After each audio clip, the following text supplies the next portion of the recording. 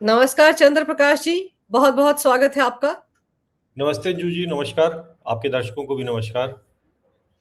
चंद्र प्रकाश जी, एक तरफ तो केंद्र में राहुल गांधी की सांसदी जा सकती है, ऐसे हालात पैदा हो गए हैं। और दूसरी तरफ उत्तर प्रदेश को लेकर एक तरफ तो अखिलेश भी डरे हुए हैं, कांग्रेस भी डरी हुई है। और कांग्रेस को ऐसा लग रहा है जैसे उनकी बहुत जमीन है वहां पर, और वो जमीन ओवैसी के आने से खो जाएगी। आप ये देखिए, संसद परिसर में किस तरह का एक वीडियो लीक हुआ है जिसमें क्या कह रहे हैं खड़गे। करा उसको आने मत दो। वो एक बार आएगा वो तो खत्म हो जाएगा, नेशनल पार्टी नहीं है, लेकिन हमको खत्म करके जाएगा। कौन? हैदराबाद। हैदराबाद के 3 मशहूर चीजें मालूम है? एक शेरवानी, एक बिरयानी, एक परेशानी। एक बार मैं सर के साथ मिलूंगा तो एक बार फोटो खींच देंगे, वीडियो बना देंगे, बस बनाते हैं, हाथ में ले लीजिए सर के साथ फोटो खींच दोगे। अब आप सोचिए कि ये इमरान मसूद को कह रहे हैं खड़गे कि उसको मत आने दो। किसको? हैदराबाद वाले को। ओवैसी से डरे हुए, उसके भाई से डरे हुए, जो कह रहा है कि जिसने योगी को ललकार कर कहा था कि हम उत्तर प्रदेश में आ रहे हैं, उससे कौन डरा हुआ है? कांग्रेस। देखिए, एक कहावत है, सूत न कपास, जुलाहों में लट्ठम लट्ठा। तो उत्तर प्रदेश में कांग्रेस की स्थिति वही है कि है कुछ नहीं, 2 विधायक हैं अभी विधानसभा में। और बिल्ली के भाग से छींका टूटा था 2024 में, जब इनके 6 सांसद आ गए थे संसद में।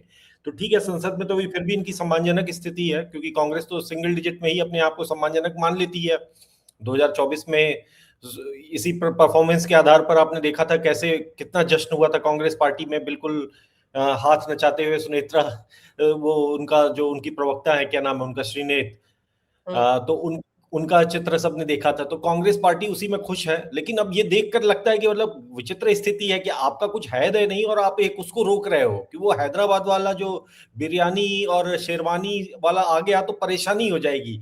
मतलब वहां की तीसरी चीज जो है परेशानी, जो बड़ी, मतलब ये तो वहां की कहावत है, लेकिन वो उनको परेशानी का मतलब इस जो मल्लिकार्जुन खड़गे बोल रहे हैं कि हैदराबाद की 3 ही चीजें मशहूर हैं, एक बिरयानी, दूसरी शेरवानी, और तीसरी परेशानी। तो परेशानी का वहां का कुछ संदर्भ होगा, लेकिन उत्तर प्रदेश का संदर्भ यही है कि वो आ जाएगा तो हमारी राजनीति परेशानी में पड़ जाएगी, उत्तर प्रदेश में हमारी खटिया खड़ी हो जाएगी और साइकिल पंचर हो जाएगी, और हाथ का जो इनकी पूरी राजनीति कांग्रेस पार्टी की है वो खत्म हो जाएगी।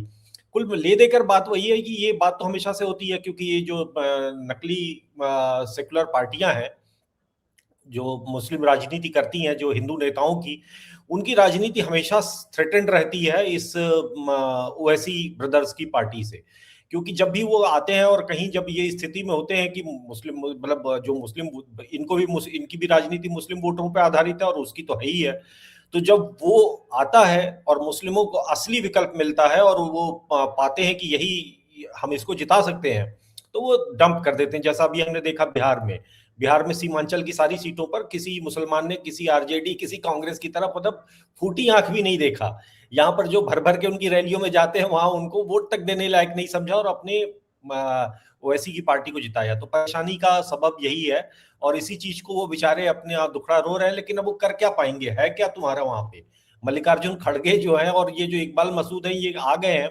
ये भी कैसे आए हैं? ये करणी सेना और इनके उस पे आए हैं। जो करणी सेना जो है आजकल फतवा जारी करती है राजपूतों की तरफ से, और उन्होंने फतवा जारी किया था, उनकी तरफ से जीत गए थे। ठीक है, लोगों ने कुछ झांसी में आके 2024 में इनको दे दिया था, क्योंकि अलग तरह की एक हवा बही थी, एक भ्रम बनाने में सफल रही थी कांग्रेस पार्टी और समाजवादी पार्टी, और उसमें ये पार हो गए थे। दोबारा तो इनको भी संसद नहीं देखने को मिलने वाली है, ये बोटी बोटी बैठ के काटेंगे सहारनपुर में। तो अब ठीक है, अब आपस में सोच सोच के खुश होने में भलाई है, तो ये भी खुश हो रहे हैं, वो भी खुश हो रहे हैं। हाँ, कि वो आएगा तो खुद तो बर्बाद होगा, हमें बर्बाद करेगा। हम राष्ट्रीय पार्टी हैं। राष्ट्रीय पार्टी के यूपी विधानसभा में 403 में से सिर्फ 2 ही विधायक हैं। ये इनको याद रखना चाहिए, ये सब बोलने से पहले। लेकिन आप सोचिए कि किस कदर डरे हुए हैं ये लोग। और अखिलेश यादव का भी तो वोट बैंक वही है। तो कांग्रेस और उनके बीच में तो खींचतान है मुस्लिम वोट बैंक के लिए, और इसीलिए क्या अखिलेश जो है वो योगी के खिलाफ अविमुक्तेश्वरानंद को एक मोहरे की तरह इस्तेमाल करें। आप देखिए, अविमुक्तेश्वरानंद को लेकर अभी एक दिन पहले योगी जी ने विधानसभा में जो कुछ कहा कि ऐसे हर कोई शंकराचार्य नहीं बन जाता, कानून से ऊपर कोई भी नहीं है, उस पर जवाब कौन दे रहा है? अखिलेश यादव, कि हर कोई योगी नहीं हो सकता। तो उनके तो वो एक तरह से प्रवक्ता बने ही हुए हैं ना। इस समय शंकराचार्य के समाज का प्रवक्ता पूरा समाजवादी पार्टी हुई पड़ी है, जो शंकराचार्य मतलब कथित शंकराचार्य, जो अविमुक्तेश्वरानंद जी हैं। तो जो विधानसभा में जो योगी जी ने बात कही, वो बड़ी जनरल बात थी कि भाई एक शंकराचार्य हर कोई नहीं बन सकता, उसकी एक प्रक्रिया होती है, उस प्रक्रिया का पालन होता है, तब जाकर आप शंकराचार्य बनते हैं। अपने नाम के आगे लगा दें तो उसका मतलब ये थोड़ी होगा कि आप शंकराचार्य हो जाएंगे। लेकिन उसका बचाव करने के लिए अगर कोई धर्मगुरु आता तो भी एक बार को बात मानते। ये आए जिन्होंने उनको बल भर पिटवाया था अभी मात्र 10 वर्ष पहले अपने कुशल नेतृत्व में काशी में, और उनके जितने मुकदमे ठोके थे उस सबको योगी जी ने ही आने के बाद वापस लिया था कि भैया तुमने एक संत पर मुकदमे, फर्जी मुकदमे डाले हुए हैं। तो अब उसके बाद अब उनका पॉलिटिकल अलाइनमेंट और कुछ उनको अलग तरह का ज्ञान प्राप्त हो गया उनको, शंकराचार्य जी को, इनको भी अपनी सुविधा के अनुसार वो शंकराचार्य जी अच्छे लगने लगे, क्योंकि पूरे मंदिर आंदोलन को उन्होंने भटकाने का ही प्रयास किया था। उनका रिकॉर्ड भी कहीं ना कहीं समाजवादी पार्टी और कांग्रेस को लाभ पहुंचाने वाला था। ऐसे शंकराचार्य हैं, हमारा दुर्भाग्य है। लेकिन अब कुल मिलाकर बात वही आती है कि अंततः जो है वो आप दोनों एक सुविधा की राजनीति के तहत, कोई आपकी नीतियों या कोई आपकी मांगों में कोई एक रूपता नहीं है। आप कह रहे हो गोवध पे प्रतिबंध लगाने के लिए आप भारत भर में यात्रा करूंगा मैं और गोहत्या पर प्रतिबंध की मांग करूंगा। किया क्या आपने? आप उस नेता के साथ बैठे हो जिसने सबसे ज्यादा गायें कटवाई हैं। आपकी विश्वसनीयता क्या है? आपकी जो मांगे हैं, जो आपका मुद्दा है, वो समाजवादी पार्टी घोषित रूप से हिंदुओं की विरोधी पार्टी है। वो हिंदुओं के साथ कभी खड़ी ही नहीं हो सकती जब तक वो मुस्लिम राजनीति में है, लेकिन आप उसके साथ खड़े हो गए। और दूसरी बात है कि हिंदुओं की भी जो राजनीति है, जैसे कि आप जब यूजीसी वाला जब हुआ था विषय, तो यूजीसी वाले विषय में जो भड़का हुआ था वर्ग, वो सामान्य वर्ग था। शंकराचार्य जी ब्राह्मण वर्ग से आते हैं, मतलब कहते हैं कि ब्राह्मण हैं ये, पता नहीं, मुझे मालूम नहीं किसी की जाति क्या है क्या नहीं है। लेकिन ये जब इन्होंने यूजीसी पर केंद्र सरकार को गालियां देनी शुरू की, तो ये बचाव में आ गए। समाजवादी पार्टी पूरी की पूरी बचाव में आ गई कि भैया ये तो अगर एक सीमा के आगे चले गए तो हमारा जो ओबीसी वोटर है वो ना खराब हो जाए। तो मतलब इतनी तो आपकी जो एक होते ना घुलनशीलता, तो ये एक तेल और पानी का मिश्रण है जो कभी घुल ही नहीं सकता। लेकिन अब ये दोनों मिलके हिला रहे हैं कि कैसे भी ये घुल जाए और इनकी खिचड़ी पक जाए, तो वो पकती हुई नहीं दिख रही, बार बार फट के अलग हो जाती है। बिल्कुल वही ना, कि इसीलिए तो वोट बैंक जो है उसी को तो पाने की कोशिश हो रही कि कुछ हिंदुओं को बांटा जाए, योगी आदित्यनाथ के खिलाफ भड़काया जाए। जो स्ट्रेटजी राहुल गांधी केंद्र में लेकर चल रहे हैं, वो पर्सनल अटैक कर रहे हैं पीएम मोदी पर। बिल्कुल वैसे ही अखिलेश यादव, कांग्रेस, योगी आदित्यनाथ पर पर्सनल अटैक कर रहे हैं, और उसमें कहीं ना कहीं स्वामी अविमुक्तेश्वरानंद उनका मोहरा बना हुआ है। वही स्ट्रेटेजी है, क्योंकि इनको पता है कि योगी को हराना आसान नहीं है, इसलिए इस तरह के सवाल उठाए जाए उनके चरित्र पर कि ये तो योगी नहीं है। आपको याद होगा अविमुक्तेश्वरानंद कहता था कि सर्टिफिकेट लेकर आए योगी जी, कि योगी कैसे बन गए। तो ये सारी बातें सिर्फ हिंदुओं को बांटने के लिए, भ्रम पैदा करने के लिए है। लेकिन अविमुक्तेश्वरानंद को लेकर जो खुलासा विधानसभा में योगी जी ने किया कि वो माघ मेले में एग्जिट गेट से अंदर आना चाहते थे पालकी में सवार होकर, और स्टैम्पीड वहां पर करवाना चाहते थे। अब आप सोचिए, कोई भी इंसान एग्जिट गेट से अंदर घुसने की कोशिश क्यों करेगा? देखिए, वो बहुत अच्छे तरीके से जब कुंभ में 2025 के कुंभ में जब भगदड़ हुई, जो 2-3 घटनाएं हुई और जिसमें कुछ लोगों की दुखद मृत्यु हुई, तो उस वक्त अगर आप देखें उस वक्त के बयानों को, पूरा एक समाज के रूप में हम सभी लोग शॉक थे। मतलब सबको बुरा लगा था कि कोई भी व्यक्ति जो जाता है मेले में और जो कि कुंभ की पहचान के साथ, और इतना बड़ा इंतजाम, इतना अच्छा इंतजाम सब लोग देख रहे थे, और उसमें अगर कुछ घटना हो गई, तो उसमें भी ये बात आई थी कि समाजवादी पार्टी के कुछ हुल्लड़बाज थे जो कि उन्होंने, मतलब उनके थे या नहीं थे मुझे मालूम नहीं, लेकिन ऐसा समाचार आया था उसमें कि समाजवादी पार्टी से जुड़े हुए कुछ लोग वहां पर हुड़दंग कर रहे थे, और एक बड़ी संख्या में थे, और उसके कारण वहां पर चूंकि भीड़ ज्यादा थी ही, तो वो अपने आप वो छोटा सी एक चिंगारी, छोटी चिंगारी भी जो है आग का काम करती है, भगदड़ हो गई। और जब इतनी भीड़ हो तो निश्चित रूप से मरने वालों की संख्या उस अनुपात में, अगर मतलब जितनी बड़ी संख्या एक समय में वहां थी, अगर वो 0.1% भी होंगी तभी ये 100 लोग, 100-150 लोग ऐसे ही हो जाती है संख्या वो। तो वो एक दुर्घटना हुई वहां पर। तो लेकिन जब उस वक्त स्टेटमेंट्स आ रहे थे तो स्वामी अविमुक्तेश्वरानंद के चेहरे पे एक मतलब धूर्ततापूर्ण संतोष था वो एक उनके चेहरे पे वो खुशी, आज भी आप जाइए यूट्यूब पर उनकी उस वक्त की प्रतिक्रिया देख लें, आप निश्चित रूप से पहचान जाएंगे कि ये व्यक्ति खुश है, ये दुखी नहीं है अपने किसी श्रद्धालुओं के मरने से। तो ये वही चीज को रीरन करने के लिए, रिपीट करने के लिए, इस बार चूंकि भीड़ कम है, व्यवस्थाएं भी पिछली बार फिर भी कुछ अव्यवस्थाएं कुछ रही होंगी तभी तो दुर्घटना हुई, लेकिन इस बार ये एग्जिट गेट को ही ये तोड़कर घुस रहे थे, प्रशासन उनको रोक रहा था कि एक तो आपका मार्ग ये नहीं है, और वो मार्ग जो है वहां पर थोड़ी निश्चित रूप से भीड़ होगी क्योंकि बाकी लोग जा रहे हैं। और सबसे बड़ी बात है कि माघ मेले में कोई शाही स्नान की व्यवस्था होती नहीं है कि भाई एक खास विंडो आपके लिए साधु साधु संतों के लिए खाली करा दिया जाए, वैसा कुछ होता नहीं है। माघ मेले में एक समय है तो सब लोग, आम जनता का स्नान है, ये कोई अखाड़ों का या किसी शंकराचार्यों का स्नान नहीं है। तो अब आप उसमें जा रहे थे अपने वीआईपी बनकर, आपको लगा कि मतलब कुल मिलाकर कुछ नहीं, ये कहने की बात है कि आप क्या कर रहे थे क्या नहीं कर रहे थे, आप राजनीति करने गए थे, आप वहां पर स्नान करने गए ही नहीं थे, आपको जाकर वहां पर भगदड़ मचानी थी, पॉलिटिक्स करनी थी। और जाते जाते भी आपने इरादा किया कि फिर उनको इसी समय ये एहसास हुआ कि शायद एक साल, मतलब अभी जो मैंने किया है इसका टेम्पो एक साल तक नहीं रह पाएगा, चुनाव तो अगले साल है, अगले साल के भी मार्च अप्रैल में है। तो फिर उन्होंने कहा कि अगले साल मैं फिर आऊंगा। अरे भाई, तुम अगले साल क्या करने आओगे? तुमको कौन बताए कि भैया तुम्हारे इससे पहले के कोई शंकराचार्य अगर आते हैं तो उनकी मर्जी है, वो आते स्नान करके चले जाते हैं, लेकिन इसका कोई अखाड़ों के स्नान, शाही स्नान, विशेष इंतजाम, ये सबसे कोई लेना देना नहीं होता है माघ मेले का। लेकिन अब वो अड़ गए, नई परंपरा बनाएंगे, तो अब अखिलेश यादव के इशारे पे चल रहे हो तो आप कितनी दूर जाओगे देखते हैं। लेकिन जिस तरह के मामले में अब वो फंस गए हैं, उस पर भी मैं बात करूँगी आपसे, लेकिन पहले ये बताइए कि एक बड़ा लंबा-चौड़ा सा ट्वीट भी किया है अखिलेश यादव ने, जिसमें यहाँ तक कह दिया है कि भगवा पहनने से कोई योगी नहीं होता, जब ज़ुबान खोलता है तब पता चलता है कि वो असलियत में क्या है, कौवा, कुछ इस तरह की बातें लिखी हुई हैं। ये सब करने की क्या ज़रूरत है? क्या इतने बौखला गए हैं योगी के डर के मारे अखिलेश यादव की अनाप-शनाप कुछ भी लिख रहे हैं? भई बात हो रही है अविमुक्तेश्वरानंद और योगी के बीच में, तुम काहे को बीच में घूम रहे हो भई? नहीं, उनको तो घूमना है। देखिए, लाल टोपी पहनने से कोई समाजवादी नहीं हो जाता, किसान कहने पे कोई किसान नहीं होता, नेताजी कहने पे कोई सुभाष चंद्र बोस नहीं हो जाता, फिर बहुत सारी चीजें खुल जाएंगी, उनके पिताजी की भी पोल खुल जाएगी, अभी वो राम भक्त कृष्ण भक्त पता नहीं क्या क्या कहते हैं, वो भी नहीं हो जाते। तो वो, और सबसे बड़ी बात है कि कुछ हिंदुओं जैसा नाम होने से आप हिंदू भी नहीं हो जाते, जो आजकल अब हिंदू की राजनीति कर रहे हैं ना आप। तो अंततः अभी तो बहुत सारे प्रश्नों का उनको सामना करना है। रही बात अब योगी जी की कि भाई योगी कहने से, लिखने से योगी नहीं हो जाता, बिल्कुल नहीं हो जाता, लेकिन वो महंत है योगी। अपने अपने उस योगी तो कोई भी हो सकता है, जो योग करता है, जो योग में जिसकी रुचि है, वो योगी अपने आप को कह सकता है, इसमें कोई समस्या नहीं, आपको कुछ पता नहीं है।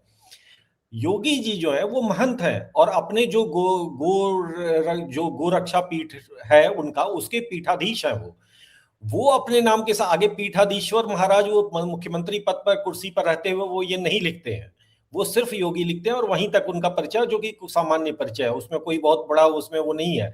और रही बात उनका जो है, तो उसका पूरी तरह से उनका जो एक मतलब एक जो पट्टा पता नहीं क्या उसको कहते हैं, प्रक्रिया को, जो जो एक जब महंत अवैधनाथ जी के बाद जो इन्होंने मठ की जिम्मेदारी संभाली थी, तो वो पूरी प्रक्रिया हुई थी, उसमें विश्व हिंदू परिषद के तब के अध्यक्ष अशोक सिंघल भी थे।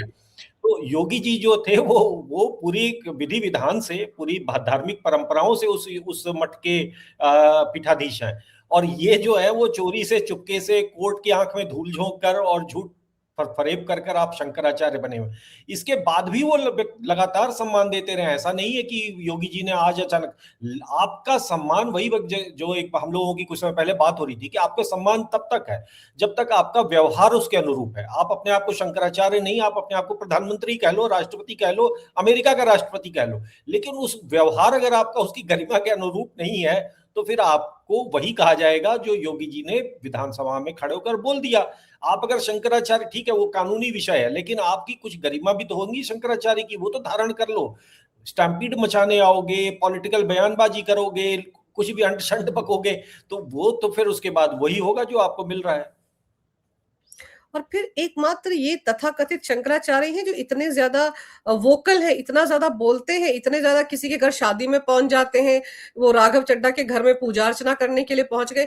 मैंने तो किसी और शंकराचार्य जो सही में शंकराचार्य हैं, उनको तो कभी किसी के ऐसे व्यक्तिगत समारोह में जाते नहीं देखा है। तो यही सबसे ज्यादा जाते हैं। और आप सोचिए, इन्होंने तो पीएम मोदी के खिलाफ एक उम्मीदवार को भी उतार दिया था, उनके खिलाफ चुनाव में प्रचार करते नजर आए थे वाराणसी में। तो ये तो बहुत बड़े, ये तो पॉलिटिक्स में आना चाहते हैं ना, इसका मतलब ये हुआ। देखिए, हर चुनाव में उतारते हैं वो दोनों। 2014 से वो लगातार उतार रहे हैं बनारस में योगी मोदी जी के खिलाफ कैंडिडेट। और उस कैंडिडेट के बारे में किसी को कुछ पता ही नहीं चलता, जो अपने आप को बताते हैं कि मैं सर्वोच्च गुरु हूं। अरे भाई, जब तुम सर्वोच्च गुरु हो तो तुम्हारा उतारा कैंडिडेट जो है वो, उसकी जमानत क्यों जब्त हो जाती है? उसको कोई नाम नहीं जानता पूरे शहर में कि इनका उतारा कैंडिडेट कौन है। वो फटाफटा फिरता है पूरे चुनाव में उस। लेकिन आप अपनी पॉलिटिकल, आपकी इच्छा है, आपको लगता है कि ये उतरेगा तो जो 150, 1000, 2000 वोट काट लेगा वो काट लेगा, तो नुकसान तो मोदी जी का करेगा, यही सोचकर आप करते हो। तो ये अब वही बात है कि इस चीज को आंख देखकर कोई इतनी देर कितना नजरअंदाज करेगा? भाई, लोग सामान्य समझ रखते हैं, लोग जानते हैं कि भाई अगर आप एक मठ पार्टी, मतलब आप शंकराचार्य हो, शंकराचार्य का काम मुझे नहीं लगता कि एक राजनीतिक पार्टी बनकर और वहां पर बनाकर और उसमें कैंडिडेट उतारना, ये तो नहीं हो सकता। देखिए, अंततः बात वही है कि आप छात्र संघ की चुनाव की राजनीति से आए हैं। काशी विद्यापीठ जो है वहां पर ये चुनाव लड़ा करते थे, और आज भी इनके तेवर वही हैं, अंदाज वही है। जब और ये जैसे होता है राजनीति में कि भाई कोई उस सिद्धांतों का कोई विषय नहीं होता है। जैसे कि सोनिया गांधी जो थी वो जाकर डीएमके से समझौता कर लेती हैं, जबकि उसी डीएमके को उन्होंने पार्टी सरकार से निकलवाने के लिए ये कहा था कि मेरे पति राजीव गांधी की हत्या में ये डीएमके पार्टी शामिल है, इसलिए इसके साथ गठबंधन नहीं हो सकता। आपने इंद्र कुमार गुजराल की सरकार गिरा दी थी। बाद में वही सोनिया गांधी जाकर करुणानिधि के को फूल पत्ते देते हुए कहती हैं कि जी मैं तो, ये तो हमारे पिता समान है। तो मतलब कोई उसूल नहीं है। आपको सीधी बात है, आप अपने ही पति की हत्या करने वाले के साथ जाकर पॉलिटिकल गठबंधन कर लेती हैं, और आज भी उस गठबंधन में है। तो उससे 2 कदम आगे चलकर ये जो अब्राहमिक सोच है कि स्वार्थ ही सबसे बड़ा है, नीति सिद्धांत का कोई मतलब नहीं है, वही जो अब्राहमिक सोच है, वही एक तथाकथित शंकराचार्य की भी सोच है। ये मानते हैं कि भैया अगर जिसने मेरी मतलब बनारस के दशाश्वमेध घाट पर एक कांस्टेबल उस धुलाई कराई, घेर घेर कर धुलाई कराई और जाड़े की रात में पिटाई कराई, उस व्यक्ति के साथ मैं पॉलिटिकल गठबंधन कर लूंगा। क्यों? क्योंकि मुझे ईर्ष्या है, क्योंकि एक व्यक्ति जो मुझसे बहुत छोटा धार्मिक पद में, भाई शंकराचार्य अगर एक पद को रोज देखें, अगर उनको मान ले तो उनका मठ बहुत छोटा है उनकी तुलना में। कहाँ शंकराचार्य और कहाँ जो है वो एक मठ के महंत। तो उसकी तुलना में अगर देखें तो उनको लगता है कि ये छोटा आदमी मुख्यमंत्री कैसे बन गया? मुख्यमंत्री तो मुझे मतलब मेरे इशारों पर होना चाहिए, मैं होना चाहिए। और ये तमाशा ये आज से नहीं कर रहे हैं। जब काशी विश्वनाथ का जो कॉरिडोर है, जब 2017 के बाद उस पर काम तेजी से शुरू हुआ, और उस समय जब 2019 का चुनाव हो रहा था, तो उस समय काशी विश्वनाथ कॉरिडोर पे बहुत तेजी से काम, उस समय तक की स्थिति थी कि जो ज्योतिर्लिंग का जो क्षेत्र था, जो काशी विश्वनाथ का, वहां पर कई सारे ऐसे रेस्टोरेंट भी थे, कई सारे ऐसे रेस्टोरेंट थे जो गंगा नदी का व्यू था जहां से, और उनमें शराब परोसी जाती थी बाकायदे। मतलब आपका जो सबसे पवित्र क्षेत्र है, वहां पर रेस्टोरेंट्स में विदेशी टूरिस्ट आ रहे हैं, वो शराब भी पी रहे हैं, वो वहां पर मलमूत्र भी कर रहे हैं, वो वहां पर मांस मदिरा सब तरह का सेवन हो रहा है। और ऐसे कई रेस्टोरेंट्स में ये स्वयं जाते थे। मतलब कुछ लोग तो कहते हैं, मुझे नहीं मालूम, उसकी पुष्टि मैं नहीं कर सकता, कि उनके जो मालिक थे, उनके जो चलाने वाले लोग थे, उनसे इनका किसी तरह का साठगांठ रहती थी, भगवान जाने आर्थिक थी या केवल वैसी थी। लेकिन आप किस तरह, और जो वहां पर ये सब शुरू होता है, अवैध निर्माणों को हटाया जाता है, इन्होंने शोर करना शुरू कर दिया कि मंदिर तोड़े जा रहे हैं, मंदिर तोड़े जा रहे हैं। भाई, वहां तो सारा के सारे मंदिर ही थे। ये जो रेस्टोरेंट बने हुए थे, इनको भी देखकर लगता था कि ये रेस्टोरेंट ही मंदिर है। लेकिन जब वो टूटने शुरू हुए तो इस आदमी ने पूरे देश में नकारात्मकता फैलाई, काशी विश्वनाथ मंदिर के उद्धार के बारे में, फिर वही काम इन्होंने अयोध्या के बारे में किया। कोई हिंदू धर्मगुरु ये नहीं कर सकता। पूरे समाज के बड़े वर्ग को इस व्यक्ति ने न सिर्फ भ्रमित किया, बल्कि एक तरह से देखा जाए उनकी आस्था पर भी इस व्यक्ति ने ठेस पहुंचाई है।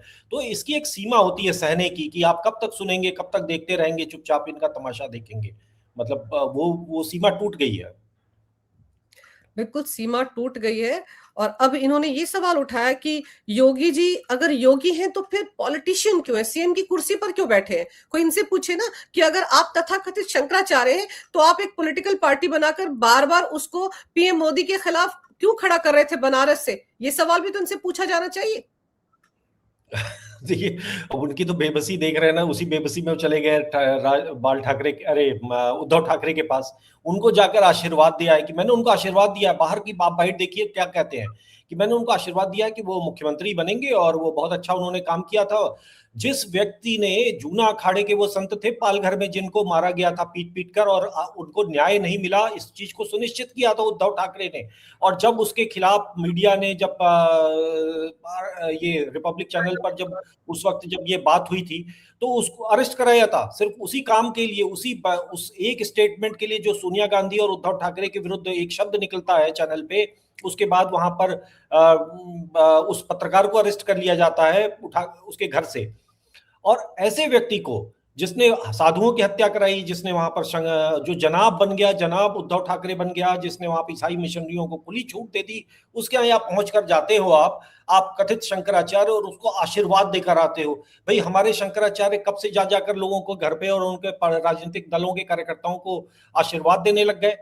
आप आशीर्वाद देकर आते हो, फिर बाहर आकर मीडिया को बाइट दे। तो कुछ स्वच्छता, कुछ मतलब जो ये आज भी आप योगी जी को देखें तो इसी राजनीति में है वो, लेकिन उनकी एक जो एक पद की गरिमा है वो भी साथ साथ में वो कैरी कर रहे होते हैं। उनका एक घेरा होता है, उनका बैठने का स्थान जो होता है, उसकी शुद्धि स्थान, सीट, किसी भी कुर्सी पर जाकर वो नहीं बैठ जाते। और ये व्यक्ति जो है वो कहीं भी जाकर बैठ जाते हैं। इनको शादी, ब्याह, बैंड बाजा, मरण, जीवन, कोई भी हो, बर्थडे पार्टी में आप बुला लो, वहां पर अगर आपके पास करोड़ों रुपए हैं तो ये शंकराचार्य वहां पर आपके बर्थडे पार्टी में हो सकता है कि आकर वहां पर मतलब मजमा जमा लें। तो मतलब कुल मिलाकर धन पशु को ही होना चाहिए। मतलब कमाल है हमारे बाकी शंकराचार्यों को देखिए, उनका जीवन देखिए, उनकी पूरी गरिमा देखिए। भाई वो भी बोलते हैं, ऐसा नहीं है, उनकी भी तमाम विषयों पर नाराजगी होती है।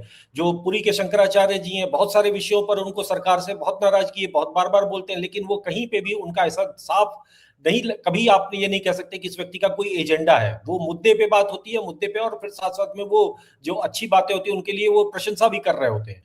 उनका कोई, और वो ये भी संदर्भ दे रहे होते हैं कि भैया ये कम से कम एक सनातन व्यवस्था पर आधारित व्यक्ति है, और ये जो अच्छा कर रहे हैं अच्छा कर रहे हैं, और जो बुरा कर रहे हैं उसके लिए मैं अपनी सहमति मेरी नहीं है, मैं उस पर वो करूं।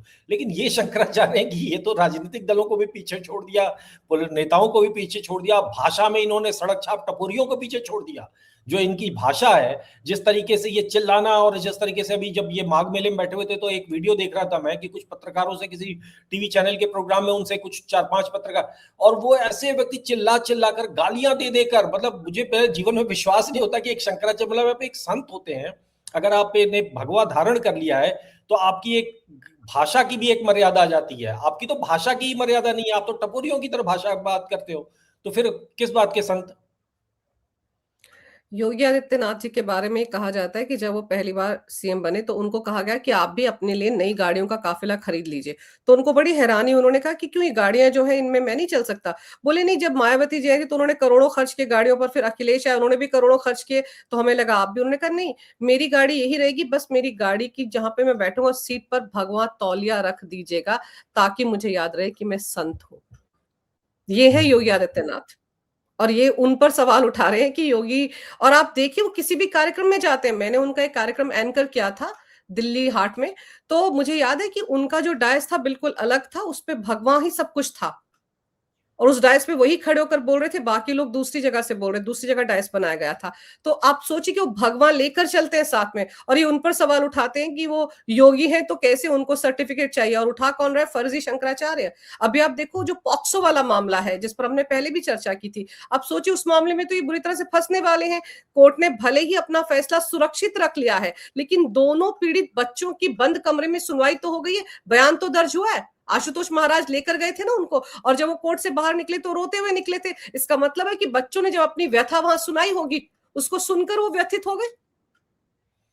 देखिए, अंततः जब उसमें कोई कार्रवाई होगी तो ये फिर आकर, ये शायद संभवतः ये सारी पेशबंदी इसीलिए है कि अंततः जब वो कुछ होगा तो फिर वो तमाशा शुरू करेंगे कि ये योगी जी ने मेरे खिलाफ इसीलिए ये एक्शन लिया क्योंकि मैंने उनका विरोध किया। हालांकि विषय तो पुराना है, ऐसा तो है नहीं कि नहीं है। आपने ये जरूर हम कह सकते हैं कि भाई इस पे परस्यू तब हुआ जब आपने बिल्कुल आफत कर दी। मतलब एक होता है ना कि अति कर दी, और आपने अति कर दी तो निश्चित रूप से एक कुछ सीमा तक तो सबकी उदंडता सही जाती है, लेकिन अति जब हो जाती है तो फिर कार्रवाई करनी पड़ती। तो ये कोई कारण नहीं हुआ कि पहले क्यों नहीं हुआ, अब क्यों हुआ। इसका कोई तर्क का कोई वजह नहीं है। हाँ, ये है कि ये अपनी फेस सेविंग करने के लिए बहुत सारे तरीके ढूंढ रहे हैं, अपना पॉलिटिकल सपोर्ट ढूंढ रहे हैं।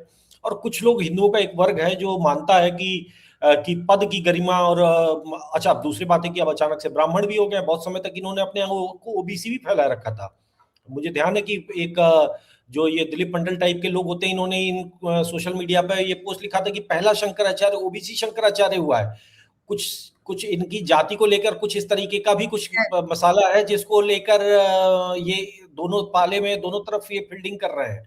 तो कुल मिलाकर एक संदिग्ध किस्म के व्यक्ति हैं।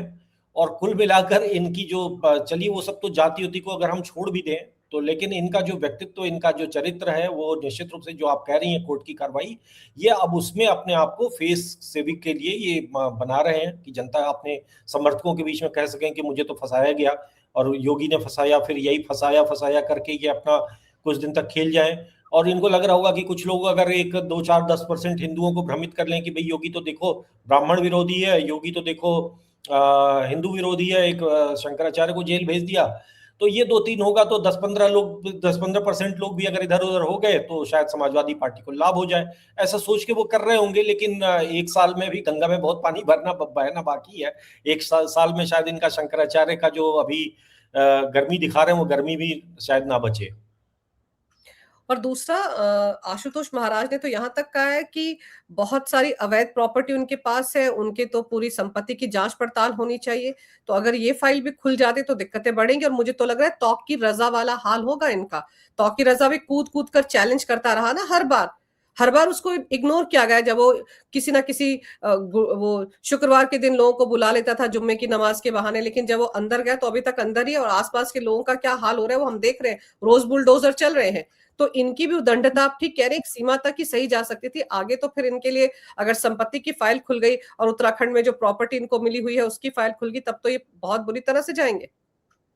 देखिए, तौकीर रजा की जहां तक बात है तो उसके लिए तो योगी जी को क्रेडिट मिलना ही नहीं चाहिए। वो तो तौकीर रजा खुद ही जमानत अपनी नहीं अप्लाई कर रहा है। वो जाकर वहां पर जेल में जाकर डर के मारे बाहर आएगा तो और कोई कुछ कांड ना हो जाए, इसलिए डर के मारे उसको लग रहा है उस चारदीवारी में ठीक हूं मैं वही कहना चाह रहा हूँ कि बाहर आएगा तो जिन अपनी हरकतों से जितने लोगों की, जितनी दुकानें और जितने मार्केट्स में बुलडोजर चला तोड़ा गया, वो सब इनको पकड़ के घेरेंगे कि मौलवी जी आप तो गए हमारा कौन ये देगा, हमारा तो तुमने पूरा का पूरा साम्राज्य खत्म करा दिया अपनी बातों से। तो वो बेचारे अब वहां पे ही उनके जीवन में शांति है, ईश्वर उनको शायद वो मना रहे होंगे अपने जो अल्लाह होते हैं कि वो वहीं पर समाप्त हो जाएं और उनको बाहर आने का मौका ही ना मिले। जो व्यक्ति जमानत ही नहीं अप्लाई कर रहा है, मतलब कौन होगा दुनिया में ऐसा? जब आप एक जेल जाएंगे तो आप तुरंत कुछ नहीं तो रिश्तेदार सामने आते कि भाई बड़ा अत्याचार हो रहा है, वो आदमी बोलने को तैयार नहीं है, मुंह खोलने को तैयार नहीं है। तो मुझे नहीं लग रहा है कि उनके लिए योगी जी को क्रेडिट देना चाहिए। वो शायद अपने ही लोगों से डर के और छुप के बैठा हुआ है जेल में, क्योंकि कोई भी कोर्ट दे देती है बेल। भाई भारत में तो वैसे भी कोर्ट जो है उदार है बेल वेल देने के लिए। एक तो ये, दूसरा ये जो है अपने कथित शंकराचार्य जी, इनकी एक बारी बनारस में मैंने वैनिटी वैन देखी थी। अब आप फिल्मी हीरोज की, बड़े बड़े हीरोज की वैनिटी वैन होती है, बड़ी बड़ी होती है, उसमें बड़ी सुविधाएं होती हैं और बड़ी 5 स्टार सुविधाएं होती हैं। राहुल गांधी की भी वैनिटी वैन चर्चा में आई थी, जो अरफा खानम शेरवानी ने दिखाई थी अपने एक कार्यक्रम में, जिसमें कि यहाँ पर उसके कमोड में और उसके वॉशरूम वगैरह को सबको उन्होंने दिखाया था। तो उसी स्तर की, या उससे हो सकता है 2-4 डिग्री, मैंने अंदर तो झांक के नहीं देखा था, लेकिन वो विशाल बस्त को देखकर समझ में आया था कि अंदर जो है वो, बाहर लिफाफा देखकर समझ में आया था कि अंदर जो है वो बढ़िया सामान होगा, बढ़िया एक क्लास 5 स्टार फैसिलिटीज होंगी। तो अब ये भाई साहब जो है वो, इनकी तो व्यवस्था बहुत ही बढ़िया है, मतलब ये सुख सुविधा और सब लग्जरी तो इनका आलीशान है। और जमीनें और तमाम तरह की जो चीजें हैं ही हैं, तो कुछ चीजें तो मटकी हैं, जो मटकी हैं वो सार्वजनिक संपत्ति है, हिंदू समाज की संपत्ति। मठ मतलब जो पीठ है। अब उसमें अब ये उसको या तो निजी रूप में प्रयोग कर रहे हैं, या उस रुतबे को प्रयोग करके ये कुछ लोगों से पैसा धन वसूली कर रहे होंगे। अब क्या कर रहे होंगे वो सब तो जांच की विषय है, जांच का विषय प्रशासन जानता होगा। लेकिन चूंकि भाई ये एक जो इनका मठ वो है पीठ, अब उस पीठ की संपत्तियां जो है वो तो हिंदू समाज के और हिंदू समाज के कल्याण में प्रयोग होने के लिए मतलब ये माना जाना चाहिए कि भाई उसके लिए वो होती हैं। आप उससे कन्याओं का विवाह कराने के लिए, आप उससे धर्मांतरण रोकने के लिए कार्रवाई के कार्य कर सकते हो, आप उससे विद्यालय चला सकते हो, और बाकी सारे मठ चलाते भी हैं इस तरीके की गतिविधियां।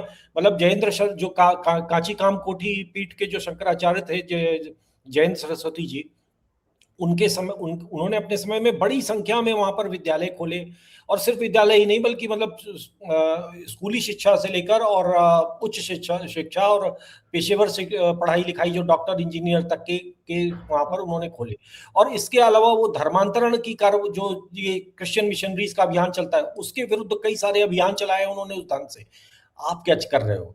उसी जो काशी में जहां पर ये रहते हैं, बगल में आप चले जाइए मिर्जापुर में, लंबे समय तक वो पूरा वो एक आदिवासी जिला है जो उत्तर प्रदेश का, मिर्जापुर सोनभद्र, वहां पर ये इन क्रिश्चियन मिशनरी, और ज्यादा दूर नहीं गाजीपुर, जौनपुर, इन सब में क्रिश्चियन मिशनरीज की गतिविधियां 2017 तक बहुत तेजी से फैली। योगी जी के आने के बाद धीरे धीरे धीरे धीरे एक एक जब केस पकड़ में आता था तो फिर कार्रवाई होती थी, यहाँ तक कि लखनऊ तक जो है अभी भी लगातार इस तरीके के समाचार आते रहते हैं, लेकिन बहुत सीमा तक क्रिश्चियन मिशनरीज को रोका। लेकिन ये पूरी बीमारी वो थी जो 2017 तक अपने पीक पे आ चुकी थी, उनको जमीनें दी थी, और यही ये जो मुक्तेश्वरानंद जी जो आज उनके साथ खड़े हैं, तब उन्होंने एक बार भी नहीं पूछा कि भैया ये क्या कर रहे हो। और आप मत पूछो, चलो ठीक है आप मत पूछो, आपका जो ये धन है वो किसके लिए काम आना चाहिए? ये क्या वहां पर उन जातियों जिनमें जाकर धर्मांतरण, जिन गांव देहात में जाकर वो एक स्कूल खोलते हैं और फिर वहां के लोगों को कन्वर्ट कर लेते हैं, ये काम आप नहीं कर सकते थे? आप नहीं जाकर वहां के लोगों को जागरूकता फैला सकते थे कि आप धर्मांतरण मत करो?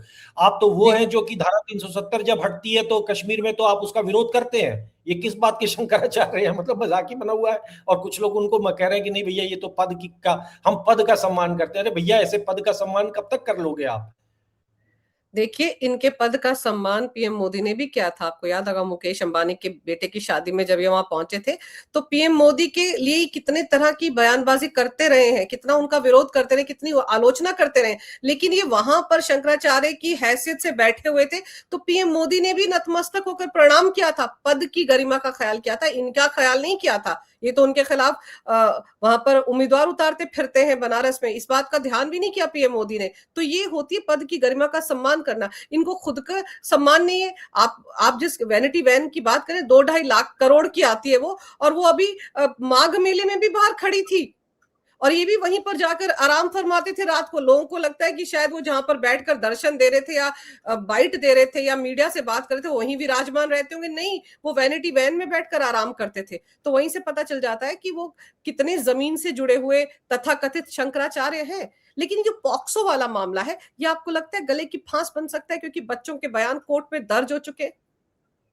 देखिए, हो ना हो लेकिन होना चाहिए, मेरा मानना है। क्योंकि ये अब इसमें मतलब बड़ा कहना कठिन मुझे इसलिए लगता है क्योंकि ये वो कानून है जो कांग्रेस के समय बना था, और ये इसका प्रयोग किया गया था हिंदू साधु संतों को फंसाने के लिए। इसका बहुत बड़े पैमाने पर दुरुपयोग भी हुआ। हालांकि ये भी अच्छा इस कानून का एक पहलू कि इसके कारण जो बहुत सारे जो चर्च की अवैध गतिविधियां होती थी, जो विदेशों से आते थे, जो एप्स्टीन फाइल टाइप की बातें आज हम सुनते हैं, कभी भारत भी एप्स्टीन फाइल से कम थोड़ी था। एप्स्टीन आइलैंड ही था उनके लिए, वो आते थे और जो अनाथालय चला करते थे क्रिश्चियन मिशनरीज के, उनमें क्या होता था ये किसी से छुपा नहीं है। बहुत सारी खबरें आप गूगल कर लें, आपको मिल जाएगा। तो ये उस समय की मतलब जब ये पॉक्सो जैसा कड़ा कानून बना, उसके बाद बहुत सारे इस कानून में जो बिशप और जो पादरी ये भी गए और इनके ऊपर कार्रवाई हुई, तो एक डर का माहौल बना। साथ में बाहर से आने वाले जो प्रेडेटर्स थे उनका आना बंद हुआ। तो इसका एक दोनों तरह का काम हुआ। तो लेकिन अब ये जो सज्जन है, अगर इनके ऊपर तथ्यों में, अब तो जांच मतलब जज, कोर्ट कचहरी और पुलिस का काम है।